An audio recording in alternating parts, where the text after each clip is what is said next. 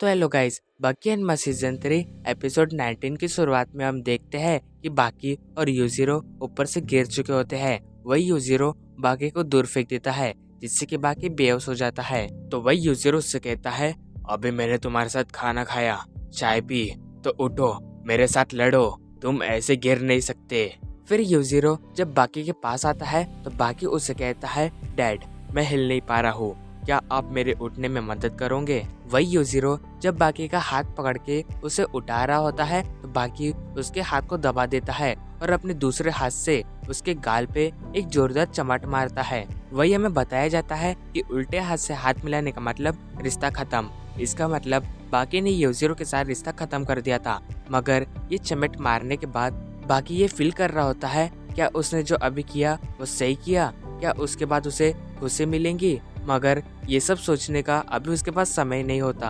लेकिन जैसे ही बाकी ने यूजीरो को एक थप्पड़ मारा तो उसके दिमाग में एक तस्वीर आई, जैसे कि एक बड़ा सा पत्थर खड़ा है और उसके ऊपर बरसात, बिजलियां ये सब गिर रही है पर उसे कुछ नहीं हो रहा। फिर थोड़े ही दिनों में उसके ऊपर एक रबर की परत जम गई और बाकी को अपने पिता की चमड़ी उसी रबर जैसे महसूस हो रही थी। फिर यूजीरो बाकी को कहता है, तुम्हारी इतनी हिम्मत, और वो उसे एक फाइट लगाता है जिससे कि बाकी उड़ते हुए एक मॉल के अंदर चले जाता है। ये देख के बाकी सारी पुलिस यूजीरो को रोकने के लिए आ जाती है, लेकिन यूजीरो का इतना खतरनाक रूप देख के वो डर के मारे वहां से भाग जाती है। जिसके बाद यूजीरो उस मॉल के कांच को तोड़ के बाकी के पास जाता है और बाकी से कहता है, तुम यूजीरो हनुमा के साथ लड़ रहे हो तो तुम ये बच्चों वाली हरकतें क्यों कर रहे हो। अगर मुझसे लड़ना है तो तुम अपनी पूरी ताकत से लड़ो, समझे तुम। और ये कहते ही वो बाकी का गाल बहुत ही जोरों से दबाने लगता है जिससे बाकी को बहुत ही ज्यादा दर्द महसूस होता है।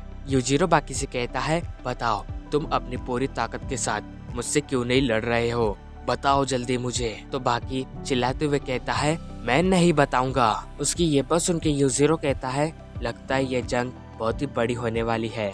तो बाकी कहता है, ये जंग कितनी भी बड़ी हो लेकिन मैं आपको कुछ नहीं बताऊंगा, ये बस एक बाप बेटे की लड़ाई है जिस वजह से मैं आप पे कोई भी जानलेवा हमला नहीं करूंगा। इसके बाद हम देखते हैं कि बाकी यूजीरो के पास आके उसे एक किक लगाने वाला होता है, लेकिन यूजीरो उसके हमले को डॉज कर लेता है। ये देख के बाकी वापस घूमता है और यूजीरो को एक फाइट मारने लगता है, लेकिन यूजीरो उसे आराम से रोक देता है। यूजीरो बाकी के सर पे एक ठूसा मारता है जिससे कि बाकी डगमगाने लगता है। बाकी जब आगे जा ही रहा होता है तो तभी यूजीरो उसके पीछे आके उसके पिछवाड़े पे एक जोरदार किक मारता है जिससे कि बाकी उड़ते हुए एलिवेटर के पास जा गिरता है।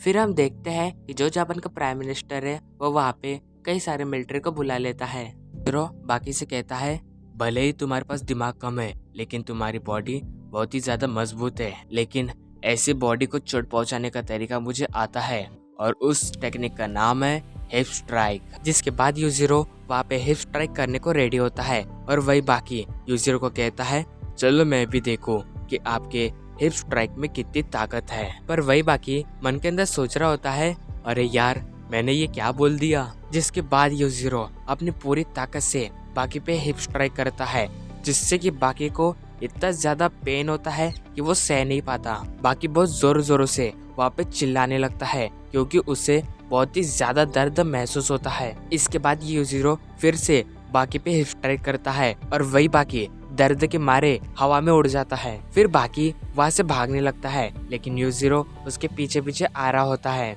बाकी को ये दर्द ऐसा महसूस होता है कि जैसे कोई चाबुक से उसके ऊपर बहुत ही बार वार किया जा रहा है। लेकिन अब हम देखते हैं कि बाकी भी हिप स्ट्राइक अटैक ले रेडी हो जाता है और इसी के साथ हमारा एपिसोड एंड होता है।